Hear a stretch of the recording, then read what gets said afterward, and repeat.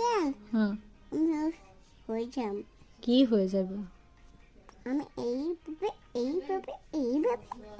হয়ে যাব এগুলা এগুলা আম্মুর ওষুধ, তুমি কেন এগুলা ধরতেছ? না আমি একটু দাও কেন, তোমার কি হয়েছে?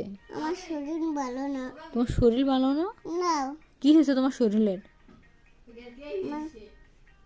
কি হয়েছে তোমার শরীরের?